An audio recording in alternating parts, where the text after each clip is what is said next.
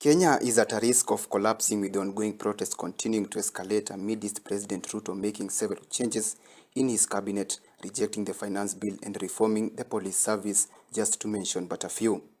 The differences between President William Ruto and Gen Zs has now taken a month to come up with a way forward on which direction Kenya should take. The protest started as a result of asserting the finance bill into law, where Generation Z turned up in the streets calling on the government to reject the bill.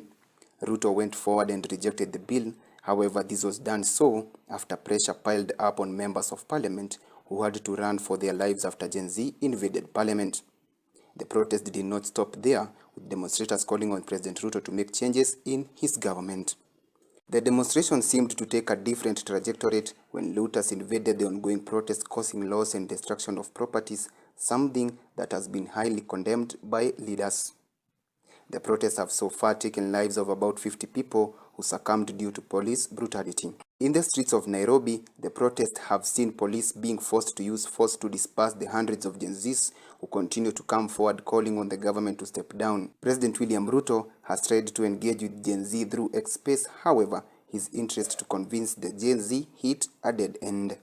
The head of state went forward to invite the opposition for a dialogue. However, the opposition seemed to split sides after Wiper leader Kalonzo Musyoka stated that he will not be part of the dialogue, with Roots party leader George Wajackoyah also hinting that he received proposals from the government to take a position in the cabinet, which he highly restricted, and also stating that he will not be part of the dialogue.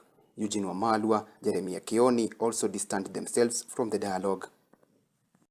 President Ruto has now issued a warning to Generation Z, calling on them to stop the demonstrations being experienced in Kenya, warning to use force to deal with the protesters. In his remarks, Ruto repeatedly stated that enough is enough. According to the head of state, who was bitter with his words, he requested the Gen Z to present their planned past protest, for their issues have been addressed and still they continue to protest. Gen Z were quick to respond after Ruto's sentiments, where they stated that they continue to see disappointment in him for one, not doing away with all the CSs after he reintroduced some of them in the new cabinet. The ongoing protests are said to continue for the next week, with a series of events expected to happen, including invasion of JKIA, which is expected to happen on July 23rd.